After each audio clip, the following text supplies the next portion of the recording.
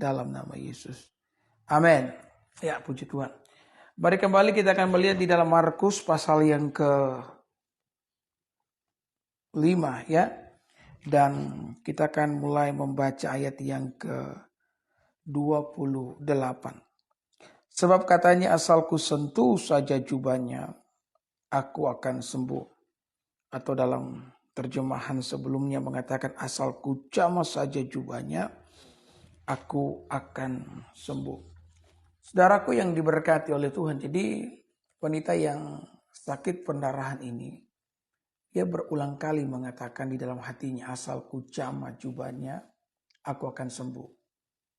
Asalku sentuh jubahnya, aku akan sembuh. Kita perlu memperhatikan ada sesuatu yang penting di sini, bahwa perkataan kita itu sangat-sangat penting pada saat kita menantikan jawaban Tuhan atas doa yang kita naikkan.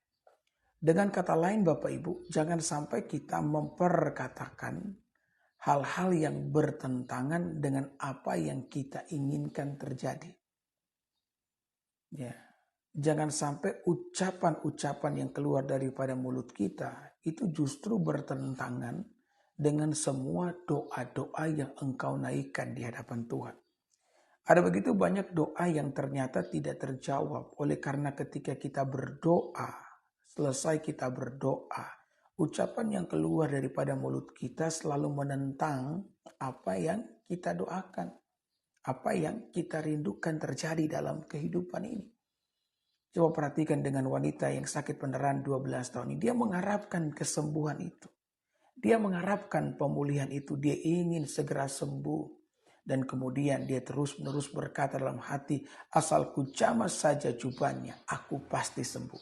Asalku jamah saja jubahnya, aku pasti sembuh. Maka kita perlu saudara-saudara yang memperhatikan dengan baik apa ucapan yang keluar daripada mulut setiap kita.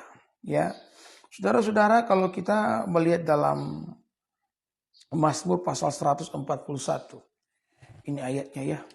Mazmur 141 di ayat yang ketiga. Firman Tuhan mengatakan dengan jelas di sana bahwa ucapan yang kita sampaikan itu haruslah ucapan-ucapan yang baik. Bahkan ucapan-ucapan yang mendukung semua doa-doa yang kita naikkan kepada Tuhan. Mazmur 141 ayat yang ketiga. Awasilah mulutku ya Tuhan, berjagalah pada pintu bibirku. Jadi ini adalah permohonan yang disampaikan oleh Raja Daud itu sendiri. Jadi Daud berdoa kepada Allah agar Allah berjaga pada pintu bibirnya. Pada pintu ya mulutnya. Bukan berarti saudara-saudara bahwa kita lepas tanggung jawab dan menyerahkan ya segala tanggung jawab kita kepada Tuhan. Karena lidah bibir ini adalah tanggung jawab kita saudara. Tetapi kenapa Daud menaikkan doa ini? Karena Daud mengerti, Daud paham betul bahwa perkataan yang diucapkannya adalah doa-doa. Adalah sesuatu yang akan sangat menentukan kehidupannya. Maka kita pun sebagaimana Daud menaruh perhatian terhadap hal ini sehingga dia menaikkan doa agar Allah berjaga pada pintu bibirnya. Ya, demikian pula kita. Kita perlu berhati-hati dengan apa yang kita ucapkan. Bahkan dalam Amsal pasal yang ke-8, ayat yang ke-21. Jadi saya berikan ayat-ayatnya dulu ya, supaya saudara benar-benar paham dan mengerti. Saudara benar-benar percaya bahwa perkataan memainkan peranan yang sangat penting dalam kehidupan setiap kita. Dalam Amsal pasal yang ke-18, ayat yang ke-21, firman Tuhan mengatakan demikian. Ya. Amsal 18 ayat yang ke-21. Hidup dan mati dikuasai lidah. Siapa suka menggunakannya akan memakan buahnya. Jadi hidup dan mati kita itu dikuasai oleh lidah. Maka biarlah di tahun yang baru ini kita menjadi orang-orang yang benar-benar memperhatikan apa yang kita ucapkan. Memperhatikan apa yang kita tuturkan atas kehidupan kita sendiri. Karena Alkitab telah mengatakan hidup dan mati itu dikuasai oleh lidah. Nah, saudara memperhatikan bagaimana ketika Zakaria dan Elizabeth ini. Mereka berdua mandul, saudara. Mereka tidak punya anak, dan Zakaria sendiri adalah seorang imam, dan kalau tidak punya anak di zaman itu dianggap sebagai orang yang kena kutuk.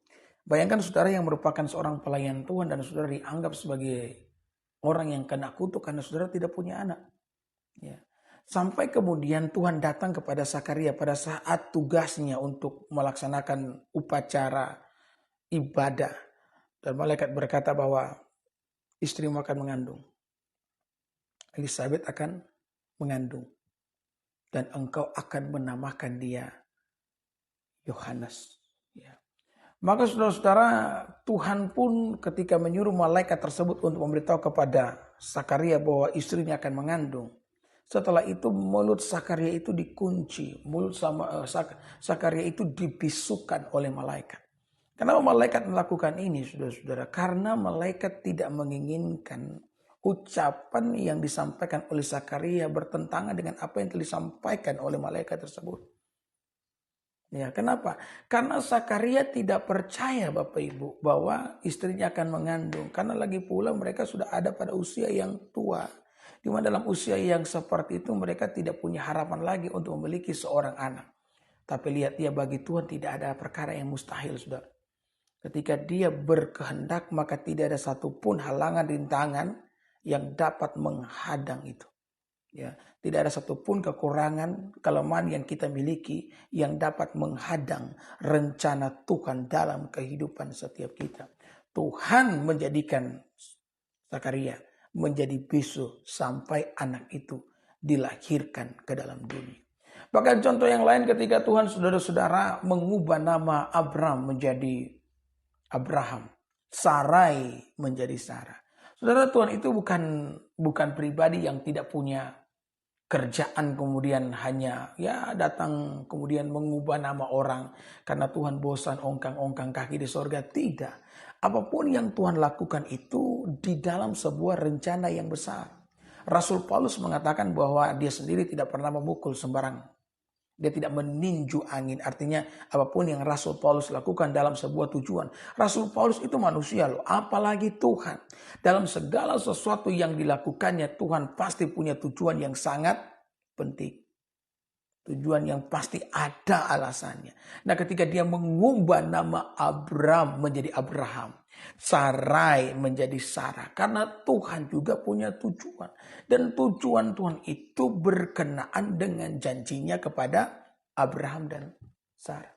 Tuhan berjanji kepada mereka untuk apa? Untuk memberikan anak. Tetapi bagi Abraham sulit mempercayai itu sekali lagi. Kenapa? Karena usianya. Ya, Abraham itu mendapatkan Ishak ketika dia hampir berusia 100 tahun. Sementara Sarah sendiri hampir berusia 90 tahun. Di mana sudah mati haid. Ya. Bagaimana cara Tuhan membuat mereka terus terjaga dengan iman mereka? Tuhan mengubah nama mereka. Sudah tahu Abraham itu artinya apa? Bapa bangsa-bangsa.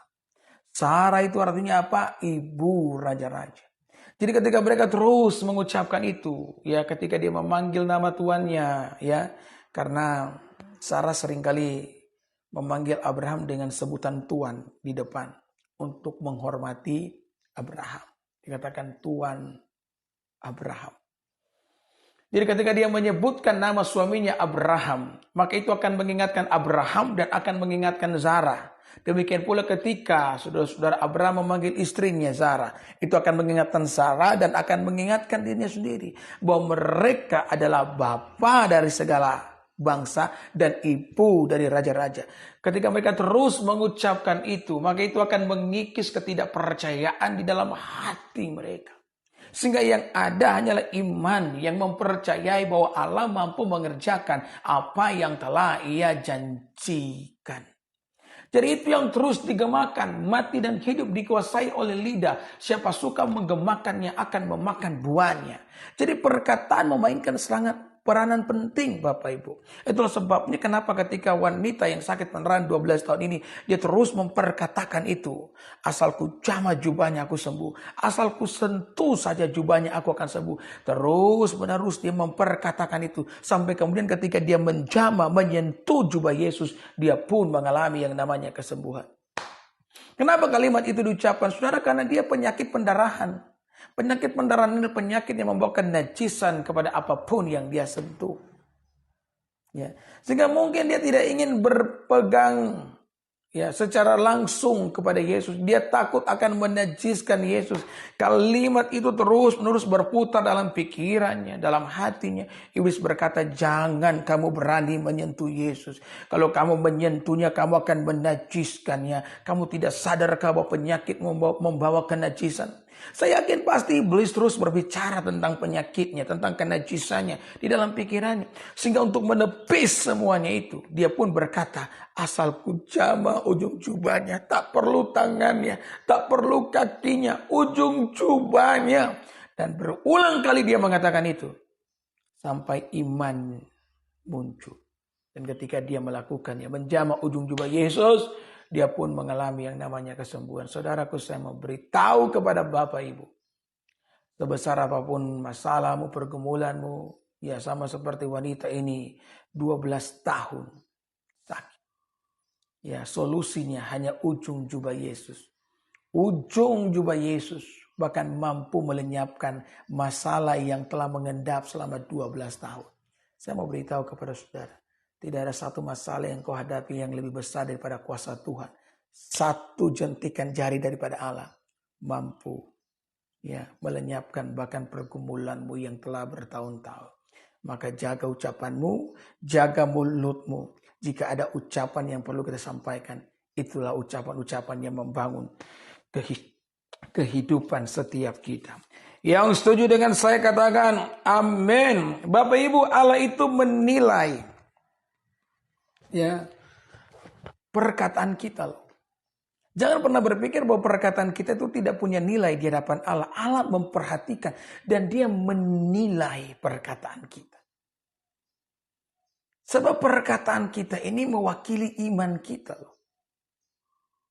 Seorang wanita Sirofenisia datang kepada Yesus memohon agar Yesus menyembuhkan anaknya yang sakit. Kemudian Yesus mengatakan tidak baik. Roti yang harusnya diberikan kepada anak-anak kemudian dilemparkan kepada anjing. Bukan berarti Yesus mengatai wanita ini anjing, tidak. Tetapi ini adalah sebuah ujian. Sebuah ujian bagi wanita ini. Yesus ingin melihat bagaimana responnya. Dan respon perkataannya seperti apa. Hati-hatilah saudara-saudara. Dengan perkataan kita ini penting sekali. Ya kan? Ketika kita mengalami sebuah masalah, kita ditekan oleh kehidupan. Jaga mulutmu. Perhatikan ucapan-ucapan dari mulutmu. Karena Tuhan menyedengkan telinganya dan dia mendengar dan dia memperhatikan itu. Nah, ketika rasanya wanita ini sepertinya direndahkan oleh Yesus. Sepertinya. Oleh karena Yesus mengatakan tidak baik roti yang harus diberikan kepada anak-anak kemudian harus dilemparkan kepada anjing. Tapi apa yang dikatakan oleh wanita ini? Apakah wanita ini menyerah? Apakah dia menangis? Apakah dia baper? Kemudian pulang sambil putar lagu. Ku menangis membayangkan betapa kejamnya. Tidak, saudara. Sekalipun saya mau beritahu. Wanita ini mainnya di perasaan kan? Wanita itu disebut makhluk perasaan. Kalau ada yang dominan pada diri seorang wanita, itulah perasaannya, saudara. Wanita itu kalau perasaannya diobok-obok, saudara. Dia bisa merajuk 1 tahun. Bahkan lebih daripada itu kan. Tapi apa yang dikatakan oleh wanita ini? Dia tidak mundur sedikit pun. Karena dia tahu bahwa anaknya membutuhkan kesembuhan. Sambil tersungkur mungkin di hadapan Yesus. Dia berkata, benar Tuhan. Anjing itu makan remah-remah yang jatuh dari meja tuannya. Saudara mendengar perkataan itu. Yesus pun berkata, Ibu besar imanmu. Saudara lihat ya. Perkataan kita itu mewakili iman. Karena kita percaya maka kita berkata-kata kan. Maka kalau saudara memiliki iman. Maka harusnya kau memperkatakan itu. Haleluya. Jangan memperkatakan sesuatu yang berlawanan dengan iman saudara. Jangan memperkatakan sesuatu yang berlawanan dengan doa-doa yang selama ini engkau naikkan di hadapan Tuhan. Ya. Jangan memperkatakan sesuatu yang berlawanan dengan keinginan, kerinduan saudara. Perkatakanlah apa yang baik, perkatakanlah apa yang benar. Perkatakanlah hal-hal yang mendukung semua doa yang telah engkau naikkan di hadapan Tuhan. Karena bagi Tuhan tak ada yang mustahil. Bagi Tuhan tak ada yang tak mungkin. Mujizatnya disediakan bagiku. Ku diangkat dan dipulihkannya. Haleluya. Maka wanita itu pulang dengan sukacita, saudara-saudara. Karena anaknya mengalami yang namanya kesembuhan. Anaknya yang menderita sengsara karena penyakit telah mengalami kesembuhan. Itulah buah, itulah hasil dari orang-orang yang memiliki perkataan yang benar. Ingat baik, hidup dan mati dikuasai lidah. Siapa suka menggemakannya, pasti akan memakan buahnya. Haleluya! Haleluya. Oh, terima kasih Tuhan. Ulangan 1. Ya. Ulangan 1. Saya kasih dulu ayat ini sebelum kita bagaimana kita mengaplikasikan perkataan kita ya dalam kondisi kehidupan. Ulangan 1 ayat yang ke-34 sampai 35. Ketika Tuhan mendengar suara keluhanmu itu. Saya pakai terjemahan baru ya. Ya, saya pakai terjemahan baru. Jadi kalau mungkin ayat ini tidak sama dengan ayat saudara, ini terjemahan baru. Saya berharap Bapak Ibu bisa memiliki ini. Karena kalau di handphone belum ada untuk terjemahan yang baru ini. Ini sama juga lain tapi edisi yang kedua. Dan ini sangat baik Bapak Ibu ya. Jadi saya harap Bapak Ibu punya ini. Nah saya bacakan sekali lagi. Ulangan 1 ayat yang ke-34. Ketika Tuhan mendengar suara keluhanmu itu, ia menjadi murka dan bersumpah. Tidak seorang pun dari orang-orang ini, generasi yang jahat ini akan melihat negeri yang baik yang kujanjikan dengan sumpah untuk diberikan kepada nenek moyangmu. Ya, sudah lihat ya. Jadi kalau saudara memperkatakan hal yang tidak baik, itu didengar oleh Tuhan. Orang Israel ternyata tidak masuk ke tanah perjanjian. Kenapa? Karena Tuhan mendengar keluhan mereka. Haleluya. Maka perbanyaklah bersyukur dalam hidup ini. Jangan perbanyak mengeluh. Apapun kondisi keadaan yang kau alami, engkau mungkin berkata, Pak Pendeta bagaimana saya tidak mengeluh dengan semua keadaan yang saya punya. Kalau Pak Pendeta jadi saya yakin Pak Pendeta juga pasti akan mengeluh. Saudara, saya tidak tahu pergumulan apa yang kau alami. Tapi yang pasti semua kita punya pergumulan masing-masing. Engkau punya pergumulan, saya pun punya pergumulan. Tetapi kita dilatih oleh firman Tuhan untuk menjadi pribadi-pribadi yang memperkatakan apa yang benar. Ya, kalau engkau berani memperkatakan apa yang benar, apa yang baik. Ya, di atas segala kondisi yang buruk sekalipun, maka akan ada penyertaan Tuhan dalam kehidupan saudara. Haleluya. Aplikasinya yang pertama saya bagikan 2 poin saja saudara. Apa yang harus kita lakukan dengan firman yang kau dengar pada hari ini? Maka pertama, jangan mengeluh. Ya, saudara, setidaknya kamu tidak di tempat yang sama. Amin.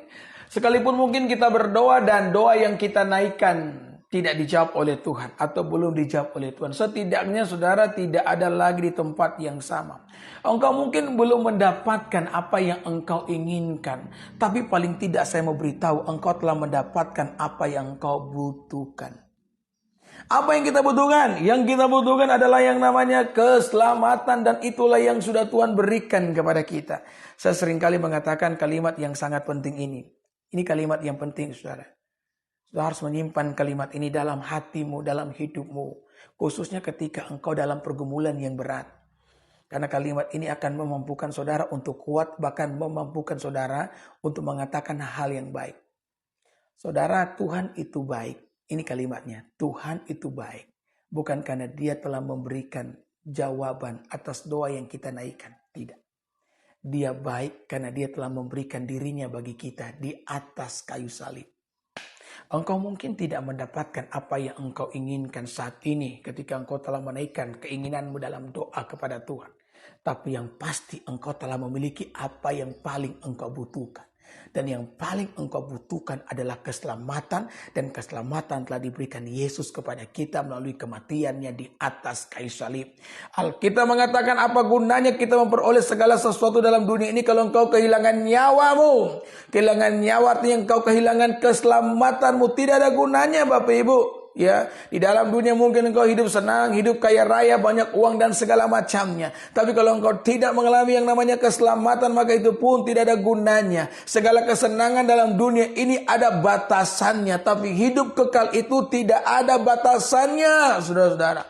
Ketika kita tidak mengalami keselamatan yang diberikan Yesus kepada kita, maka kita akan mengalami kekekalan di dalam neraka. Tapi kalau engkau percaya kepada Kristus Yesus, engkau akan mengalami kekekalan di dalam surga. Dan kekekalan dalam surga adalah sebuah kenikmatan yang tiada taranya, yang tak dapat dibandingkan bahkan dengan 1000 tahun di dalam kenikmatan dunia itu sendiri. Ada amin? Ada amin? Haleluya. Jadi mungkin ketika engkau berdoa engkau belum mendapatkan apa yang kau inginkan, no problem, it's okay selama saya telah memperoleh keselamatan di dalam Kristus Yesus. Haleluya, puji Tuhan. Ya. Saudara, maka ini yang saya mau katakan. Tidak ada kehidupan yang terlalu kecil untuk tidak dijalani. Dan tidak ada berkat yang terlalu kecil untuk tidak disyukuri. Ya. Setiap kehidupan pantas untuk dijalani. Dan setiap berkat pantas untuk disyukuri. Besar kecilnya itu. Jadilah orang-orang yang bersyukur. Jangan perbanyak pengeluhan. Tapi perbanyaklah syukur di dalam kehidupan ini. Saya teringat ada seorang bapak. Ya, dipecat dari pekerjaannya. Dan dia sangat sedih. Saudara-saudara. Siapa yang tidak sedih kalau dipecat dari pekerjaan? Ya. Dia pulang ke rumah. Ya, dengan perasaan galau yang luar biasa. Tiba-tiba dia lihat ada seorang pengemis yang lewat di depan rumahnya dan sementara membongkar sampah untuk menemukan sesuatu yang mungkin dapat dia makan atau dapat dia pakai, saudara. Ketika dia melihat pengemis itu, dia pun berkata dalam hati, walaupun saya dipecat, setidaknya saya masih punya uang dan masih punya rumah. Ya, tidak sama seperti pengemis tersebut. Maka pengemis itu pun menemukan beberapa barang di tempat sampah tersebut yang masih dapat digunakan dan dia membawa pulang. Di dalam perjalanannya, ya, sang pengemis itu melihat ada mobil ambulans yang lewat dengan suara sirenenya. Dan pengemis itu mengatakan, walaupun saya susah, tidak ada uang, paling tidak saya punya kesehatan. Ya, dan ya, saudara perhatikan ya, kebanyakan saya juga kadang-kadang heran melihat ada beberapa orang gila yang kadang-kadang lewat di jalan. Saudara. Mereka itu kadang-kadang jalan satu hari itu berkilometer. Ya bahkan makanan mereka kadang-kadang tidak sehat. Tetapi kalau lihat mereka sehat-sehat aja tuh. Ya, itulah yang dikatakan oleh pengemis tersebut, walaupun dia tidak banyak uang, ya paling tidak dia itu sehat-sehat. Nah, maka kemudian ketika ya orang sakit itu yang ada di mobil ambulans sampai di rumah sakit. Ya. Ketika dia dimasukkan ke dalam salah satu kamar yang ada di rumah sakit tersebut, ternyata teman sekamar dia meninggal dunia. Dan dia pun berkata, walaupun saya dalam keadaan sakit, setidaknya saya masih hidup. Ya. Maka teman sekamarnya pun dikuburkan. Saudara, hanya orang mati yang tidak bisa bersyukur. Syukur itu berhenti kepada orang mati. Karena hanya orang mati yang tidak bersyukur. Selama engkau masih hidup, saya yakin, saya percaya ada sesuatu yang dapat engkau syukuri dalam hidup ini. Maka jangan banyak mengeluh, tetapi perbanyaklah rasa syukur dalam kehidupan saudara. Saya mau sampaikan ini. Kadang yang kita keluhkan adalah apa yang dirindukan oleh orang lain. Segala sesuatu yang mungkin kita dapatkan dengan mudah, bahkan tanpa perlu ada upaya. Kita tidak perlu banting tulang, peras keringat, mendapatkan berkat. Karena itu telah menjadi bagian saudara. Apa yang kita dapatkan dengan mudahnya, kadang-kadang diperjuangkan setengah mati oleh orang lain. Maka belajarlah bersyukur, perbanyak syukur dalam kehidupan saudara, sampai berkat-berkat Tuhan dilimpahkan dalam kehidupan kita. Yang percaya katakan, amin.